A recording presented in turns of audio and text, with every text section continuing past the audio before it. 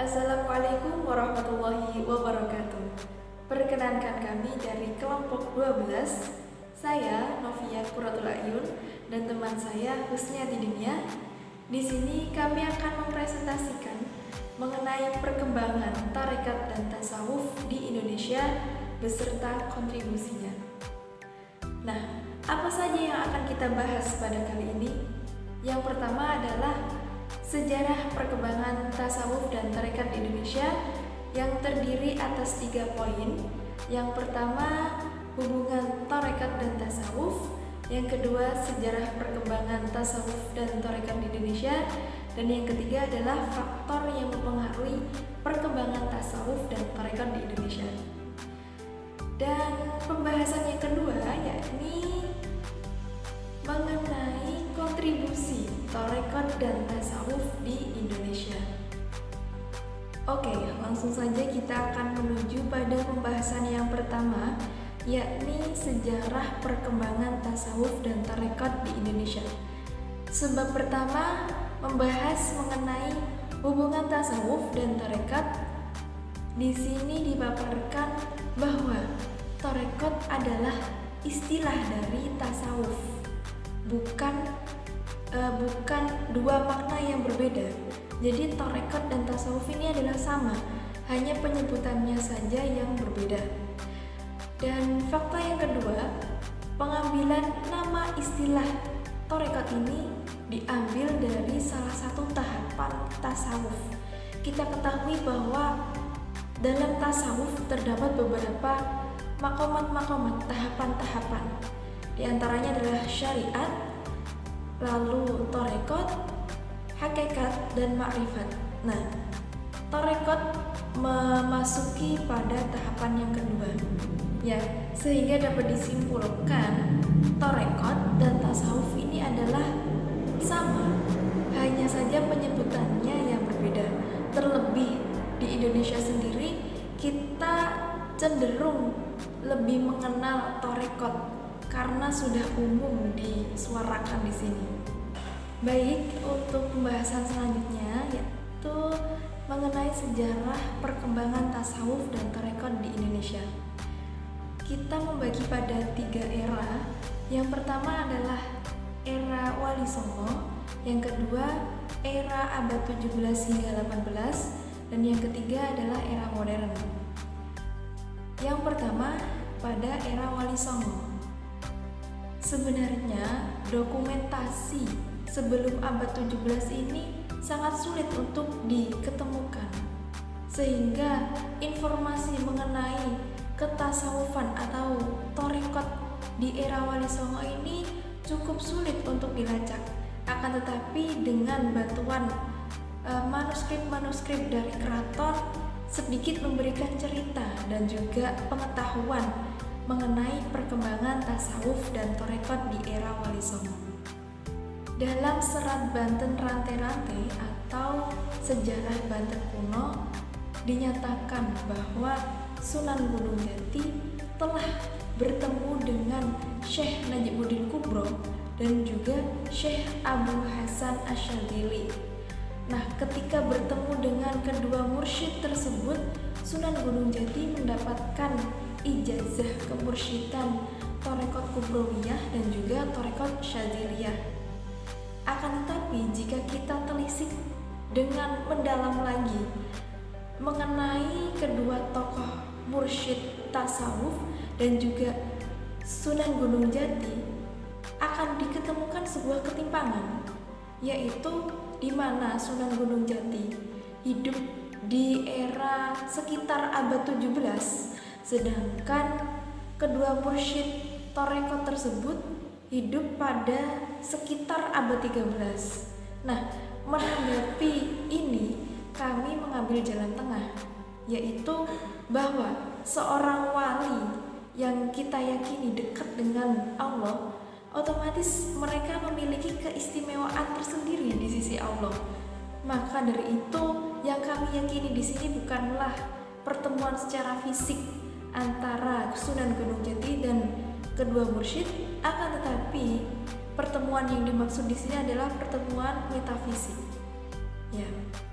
Dan dicantumkan juga dalam sejarah Banten kuno bahwa pendiri Kesultanan Banten atau Sunan Gunung Jati sendiri merupakan penyebar dari Torekot Kubrowiyah dan Torekot Syadziliyah.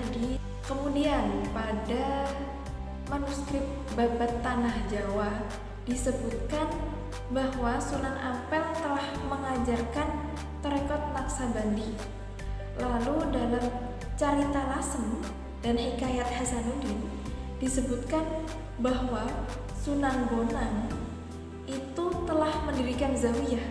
Zawiyah sendiri adalah sebuah tempat bagi seorang sufi atau murid Torekot untuk melakukan amaliyah-amaliyahnya. Kemudian Sunan Bonang sendiri memberikan peninggalan-peninggalan yang mana peninggalan itu menjadi salah satu indikasi bahwa Sunan Bonang sudah mengajarkan Torekot pada masa itu, yaitu berupa suluk, tembang, dolanan bocah, dan juga serat-serat. Oke, menuju pada abad 17 hingga abad 18, di sini perkembangan tasawuf mulai terlihat dan dapat ditelusuri secara lebih dalam lagi. Sebenarnya pada abad ke-15 sudah sempat terjadi peristiwa mengenai tasawuf, yakni Syekh Siti Jenar, yang mana Syekh Siti Jenar ini membawa paham Torekotnya Wahdatul Wujud. Nah, paham Wahdatul Wujud ini membahayakan pada masyarakat sekitar pada masa itu karena dikhawatirkan orang-orang akan terkecoh dan akan terganggu akidah Islamnya. Maka dari itu Syekh Siti Jenar pada abad 15 dieksekusi mati. Lalu pada abad ke-17 tasawuf sudah mulai ramai dibicarakan kembali dengan pelopornya yaitu Hamzah Fansuri. Hamzah Fansuri merupakan seseorang yang cerdas dan gemar menulis. Ketika setelah selesai dari pendidikan di Indonesia, beliau melanjutkan pendidikan di Timur Tengah, dan ketika itu beliau mendapatkan ijazah Torekot Syatariyah yang dimungkinkan dan diyakini mendapatkannya dari Al-Iraqi. Al-Iraqi sendiri merupakan murid dari Sadruddin Al-Qunawi yang tidak lain adalah murid kesayangan dari Ibnu Arabi. Ketika pulang ke Indonesia, Hamzah Fansuri mengajarkan agama Islam di Aceh kepada masyarakat sekitar. Akan tetapi Hamzah Fansuri tidak menyebarkan paham Torekot Syatariyah ini kepada masyarakat umum Islam di sana. Bahkan karya-karya dari Hamzah Fansuri ini tidak bisa ditemukan. Mengapa? Karena adanya musuh dari Hamzah Fansuri yang menginginkan untuk memusnahkan karya-karya beliau. Nah, terlepas dari itu, murid dari Hamzah Fansuri sendiri, yakni Syamsuddin As-Sumatrani, beliau adalah tokoh yang menyebarkan Torekot Syatariyah dengan model falsafi. Syamsuddin Sumatrani ini menyebarkan paham Wahdatul Wujud yang merupakan corak dari Torekot Syatariyah tipe falsafi. Mendengar dari adanya Wahdatul Wujud ini menyebabkan polemik-polemik di kalangan ulama lainnya, yaitu salah satunya adalah Nuruddin Ar-Raniri. Nuruddin Ar-Raniri merupakan seorang penganut Torekot Syatariyah namun tipe akhlaki, sehingga karena mengkhawatirkan dari tersebarnya Torekot Syatariyah yang dibawa oleh Syamsuddin, oleh karena itu Nuruddin berusaha keras untuk menyingkirkan dan menjauhkan paham Wahdatul Wujud ini kepada masyarakat umum. Kemudian sepeninggal dari Nuruddin Ar-Naniri dilanjutkan oleh muridnya yaitu Abdul Rauf As-Sikli yang tidak lain juga membawa paham Tarekat Syatariyah tipe akhlaki. Syekh Abdul Rauf As-Sikli merupakan seseorang yang menempuh pendidikan di Tanah Suci selama 19 tahun.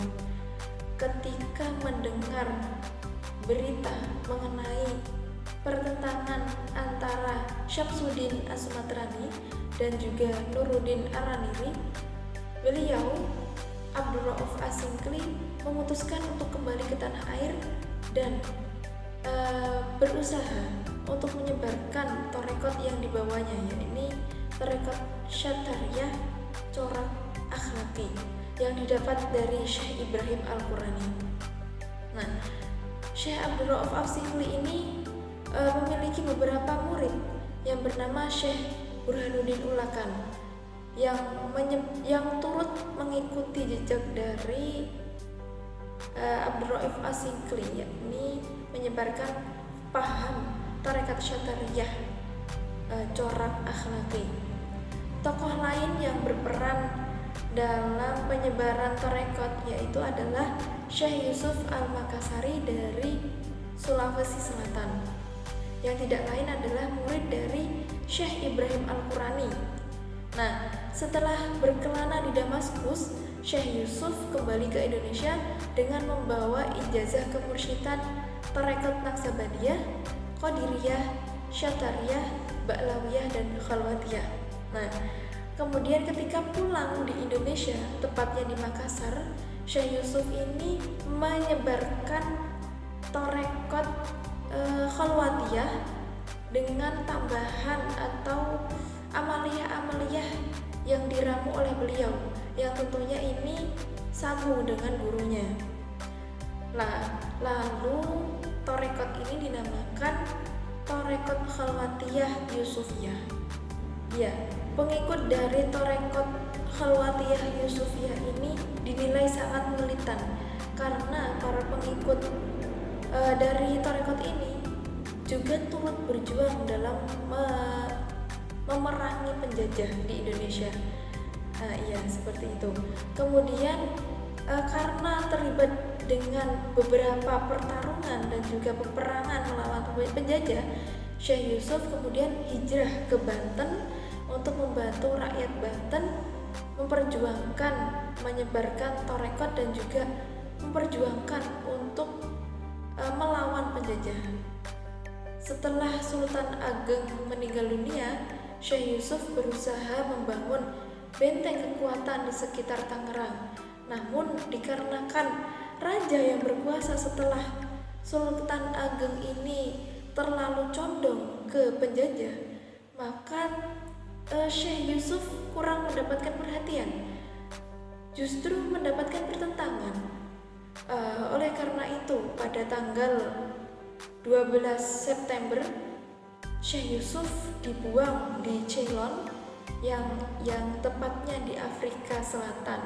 Dan di sana Syekh Yusuf menghabiskan waktunya dengan berdakwah, menulis, hingga mengajar, dan beliau di sana juga diusung dan dinobatkan menjadi pahlawan di Ceylon, Afrika Selatan di era modern.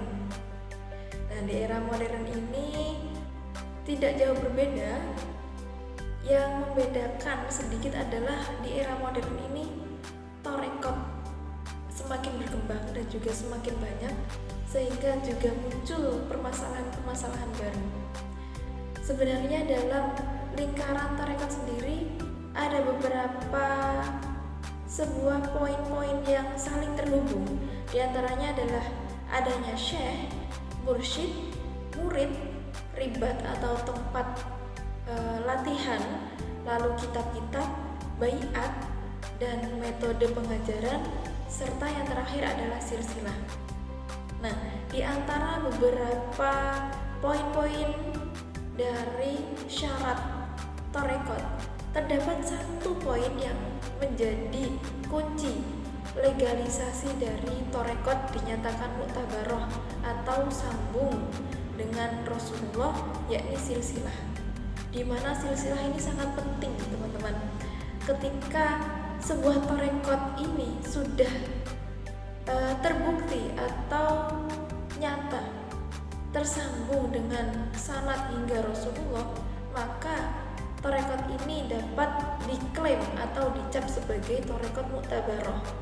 Nah, adapun torekot yang tidak memiliki silsilah atau sanad keguruan secara jelas, maka ini perlu dipertanyakan lagi dan perlu untuk digali dengan dalam lagi, bahwa torekot ini belum bisa dikatakan muktabaroh, akan tapi ghairu muktabaroh.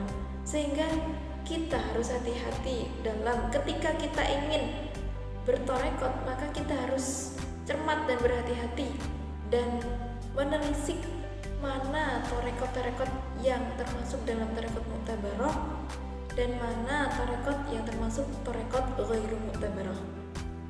Nah, maka dari itu sangat penting sekali bagi kita sebagai calon murid mungkin ya, yang ingin menempuh jalan torekot untuk memilih jalan torekot yang benar, seperti itu.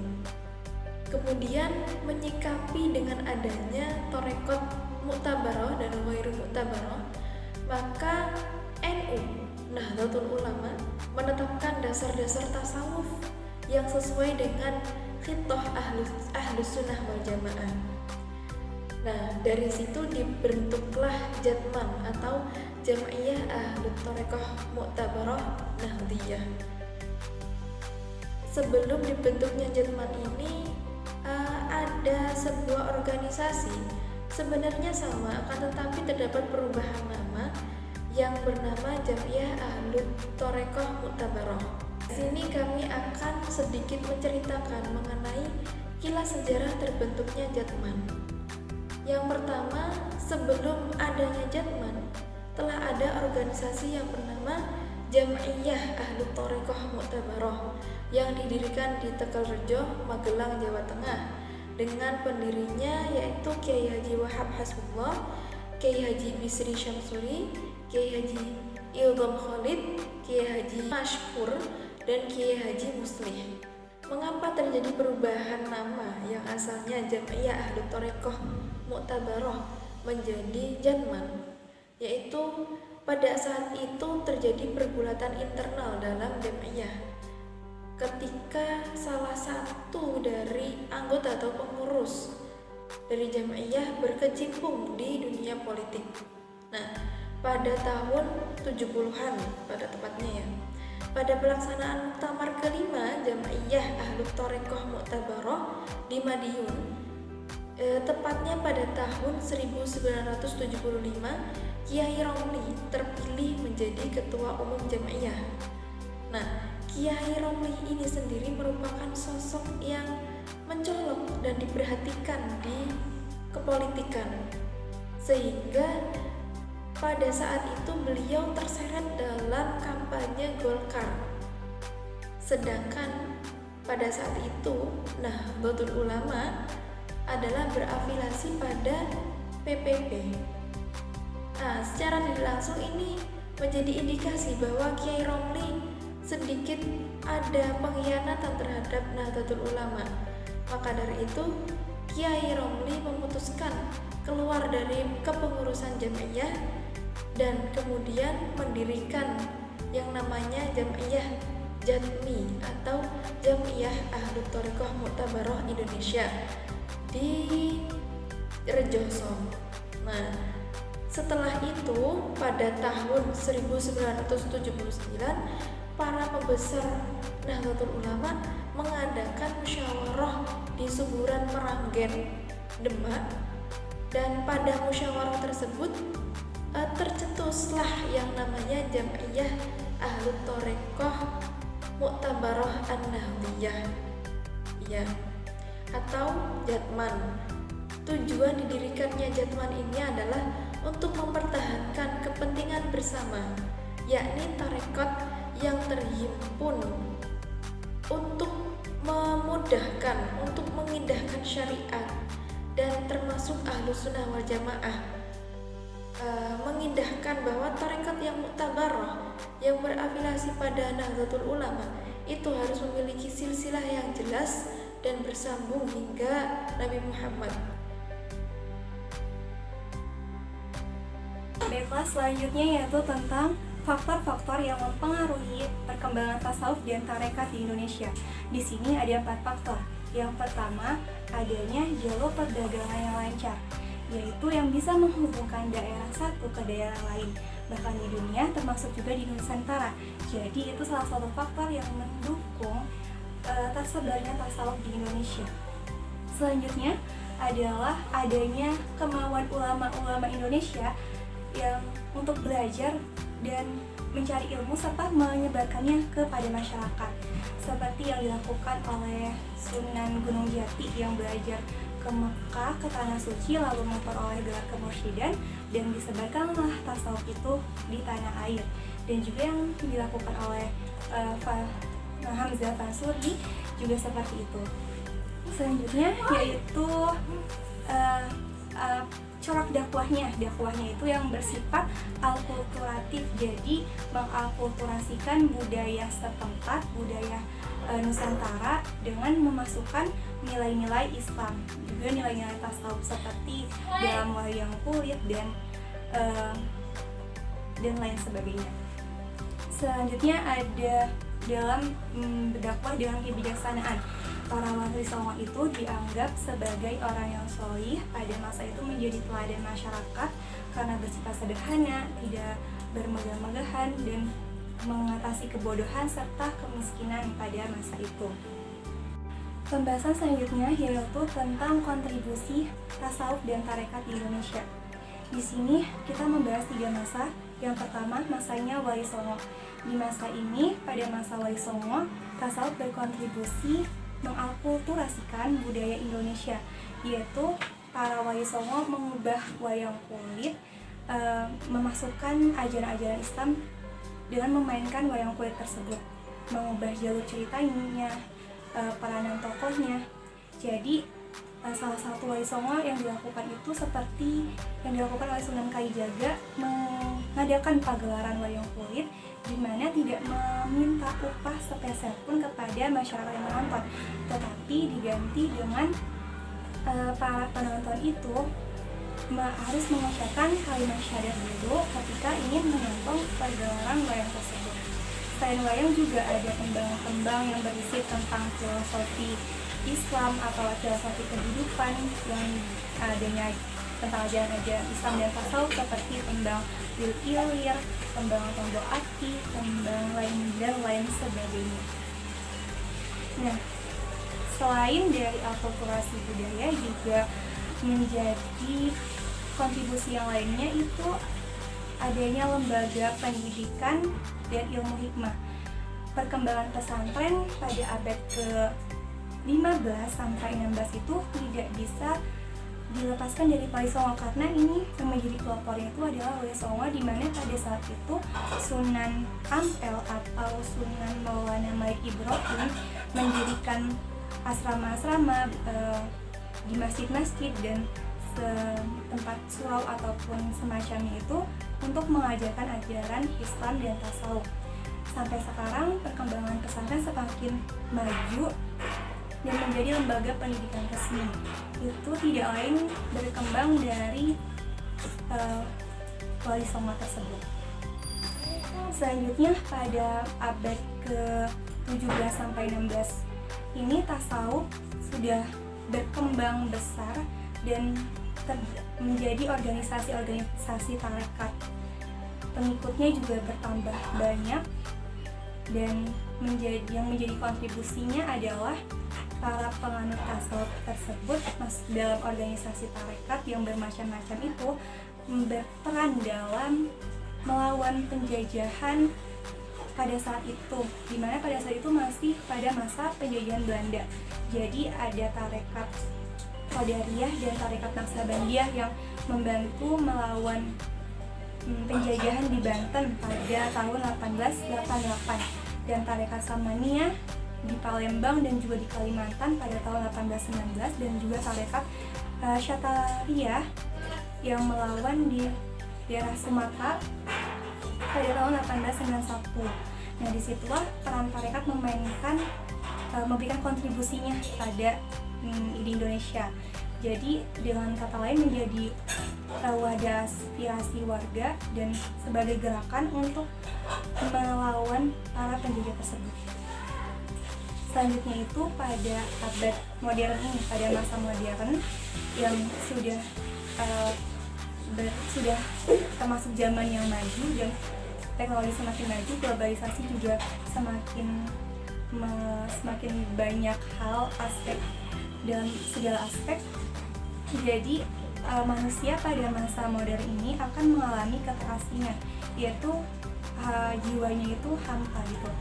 Jadi di sini tasawuf berperan sebagai pembentukan akhlak bagi masyarakat, yaitu agar mempunyai sifat ikhlas, juhud, tawakal, dan lain sebagainya. Selain itu juga menjadi sarana mendekatkan diri kepada Allah, yaitu ajaran tasawuf seperti taqarrub ilallah, yaitu mendekat kepada Allah, di mana masyarakat modern, orang-orang pada saat ini itu sudah disibukkan dengan kehidupan dunia. Jadi mereka yang tidak bertasawuf akan jauh dari rasa spiritualitasnya itu kurang dalam jiwanya.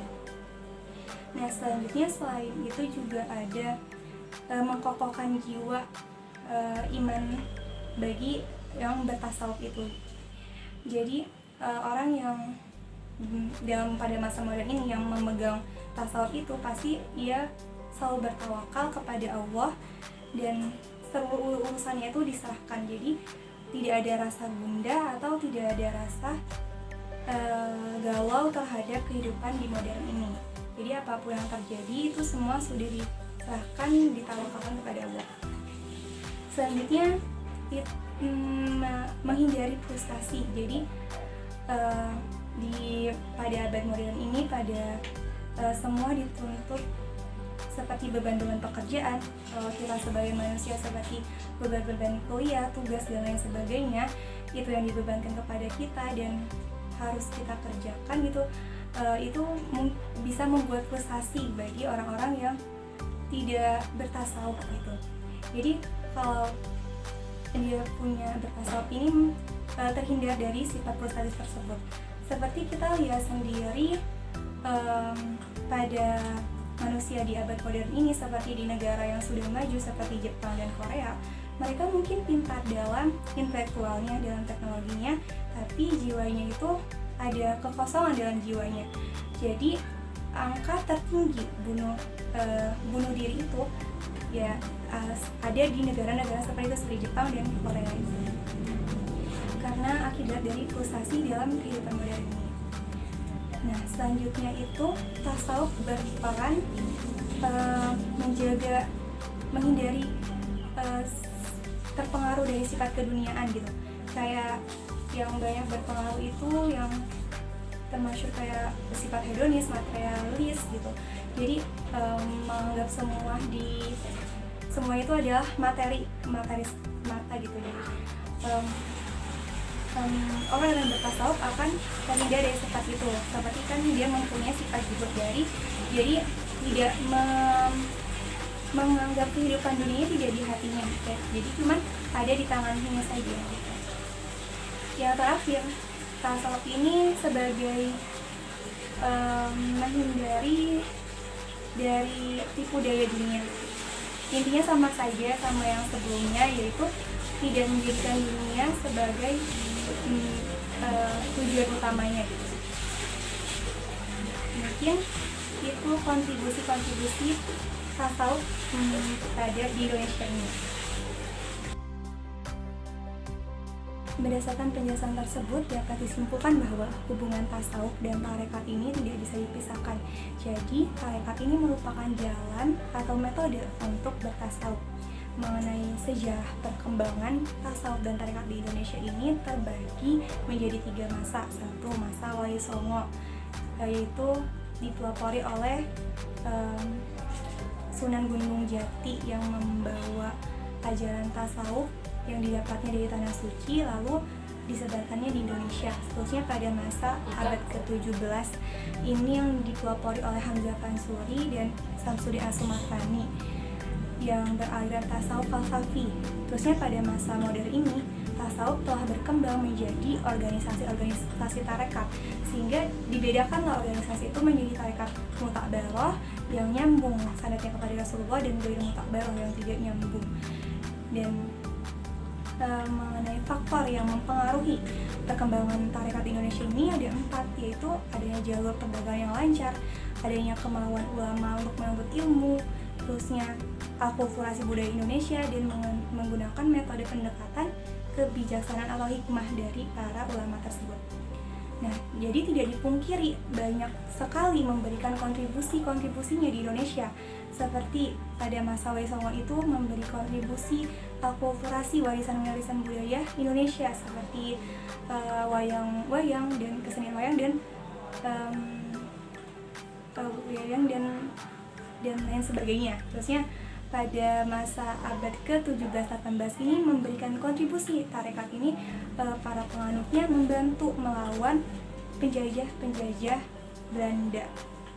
Terusnya pada abad modern, pada masa sekarang ini tasawuf berperan untuk menjadi benteng spiritualitas pada masyarakat agar menghiasi akhlaknya dengan akhlak yang baik dan terhindar dari akhlak yang buruk.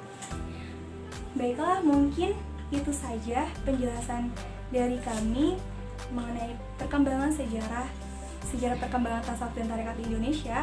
Kurang lebihnya kami mohon maaf. Wabillahi taufiq wal hidayah. Wassalamualaikum warahmatullahi wabarakatuh.